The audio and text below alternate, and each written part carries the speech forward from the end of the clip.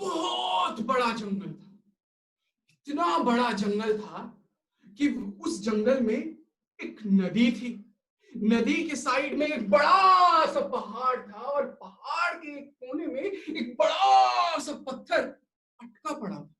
ना जाने कितने सालों से अटका पड़ा था और जो भी जानवर उसके नीचे से जाता यही सोचकर जाता था, अरे ये पत्थर अगर गिरा तो बेड़ा गर्क हो जाएगा, और निकल जाया करता। एक रोज रोहू रैबिट, जो कि अपने बिल में था, वो अपने बिल से बाहर आया और उसे बहुत जोर से भूख लगी थी, इसलिए वो जंगल में जाकर खा पीकर वापस आ गया। रोहू रैबिट की एक आदत थी। रोहू रैबिट खाना खाने के बाद टहला करता था। वो टहलने लगा, मगर उस दिन ठंडी ठंडी हवाएं चल रही थी। हवाएं उसके मूंछों को छूती हुई निकल रही थी। मीठी मीठी घास की खुशबू थी और हवा जहां जहां से गुजरती एक मीठी खरखरी सी आवाज उसके कान में पड़ती और उसे लगता कि कोई उसे लोरी सुना रहा है। और आवाज ऐसी थी,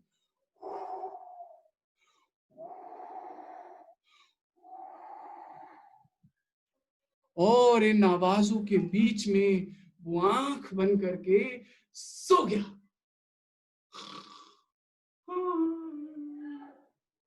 थोड़ी देर के बाद जब उसकी आंख खुली तो उसने देखा, अरे कितने सालों तक सो गया था मैंने तो नीला आसमान छोड़ा था, ये काला आसमान किससे हो गया? कितने साल हो गए? अरे अभी तो सोया हूं मैं, काला आसमान। हाँ? अरे बाप रे बाप, ये आसमान में तो काले बादल आपस में टकरा, ये बिजली कड़की भाई। हाँ? अरे बिजली आपस में टकराई और नीचे गिर गई।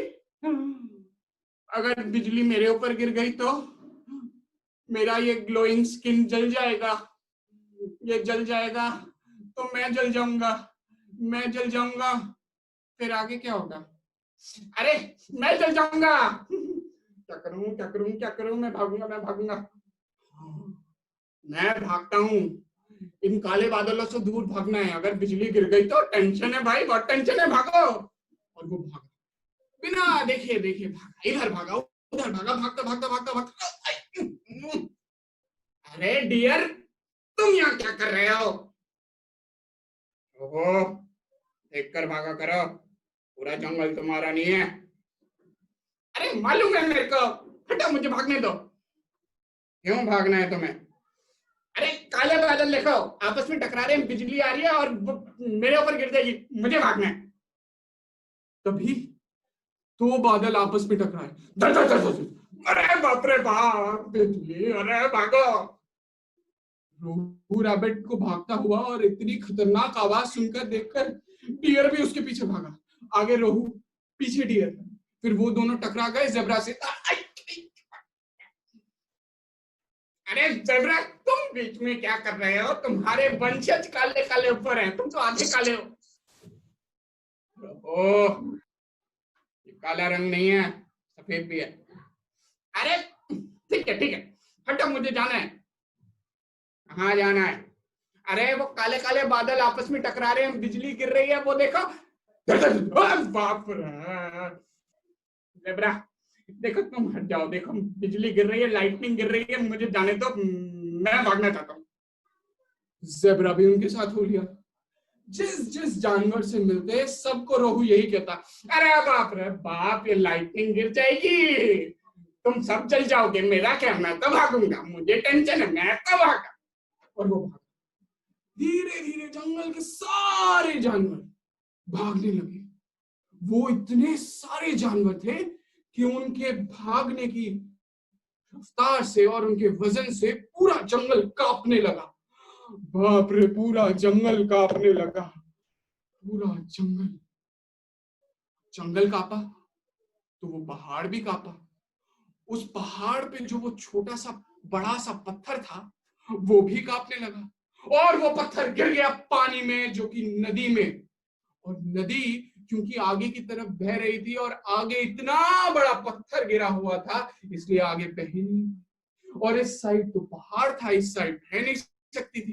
तो सारा पानी जंगल की ओर आ गया और ऊपर से बारिश होने लगी, पूरा जंगल भीग गया, सारे जानवर भाग रहे थे, शोर मचा रहे थे, और सब जाकर क्वीन के डेन के चारों तरफ खड़े हो गए। क्वीन, उस जंगल की क्वीन थी, कोई राजा नहीं था, क्वीन थी। क्वीन बाहर आई और उसने देखा ये क्या हो गया, और उसने बियर की तरफ देखा। बियर की हालत खराब थी, किसी ने कोई जवाब नहीं दिया। तब रानी ने अपने न्यूज रिपोर्टर को बुलाया। परजो, आ रानी साहिबा, मैं आ गया। परजो, जाओ और पता लगाओ आखिर ये सब हुआ कैसे। हाँ रानी साहिबा, मैं अभी जाता हूँ, बाय। और वो उड़ता हुआ पानी की अपोजिट डायरेक्शन में बहता हुआ गया गया गया गया।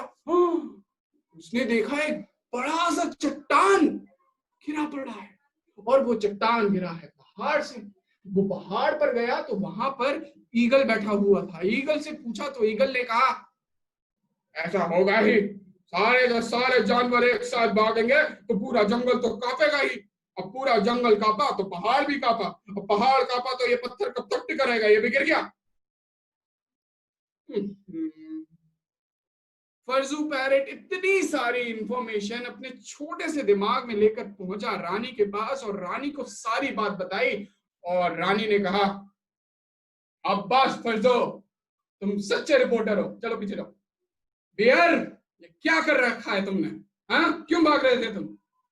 बियर ने टाइगर को देखा, टाइगर ने वुल्फ को देखा, वुल्फ ने पैंथर को देखा, पैंथर ने फॉक्स को देखा, फॉक्स ने जेब्रा को देखा, जेब्रा ने डियर को देखा, डियर ने रोहू रैबिट को देखा, और रोहू रैबिट चुपचाप बैठा था और कहने लगा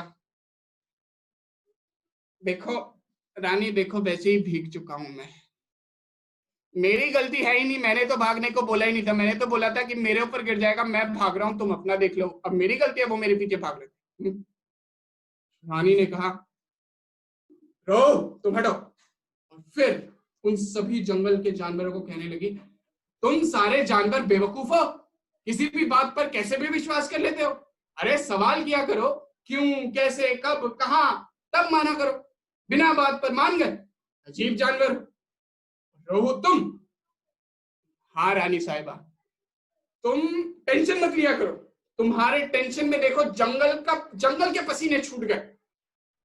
हाँ रानी साहिबा, मैंने कई बार सोचा है, अब नहीं लूंगा टेंशन, आप चिंता मत करो। और मेरी गलती नहीं है कि ये जानवर मेरे पीछे भागे थे, मैंने तो बोला ही नहीं था, मैंने तो यही बोला था अरे बाप रे लाइटनिंग गिर रही है, भागो भागो, मैं खुद को बोल रहा था भागो भागो, ये मेरी बात मानकर मेरे पीछे भागे, मेरी गलती है, मेरी गलती नहीं है।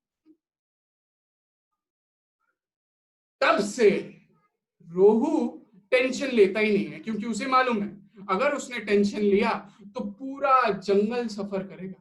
और रानी ने साफ कह रखा है कि रोहू तुम टेंशन मत लिया करो। उस दिन से रोहू ने टेंशन लेना ही छोड़ दिया। हाँ, तो ये थी रोहू रैबिट की दूसरी कहानी।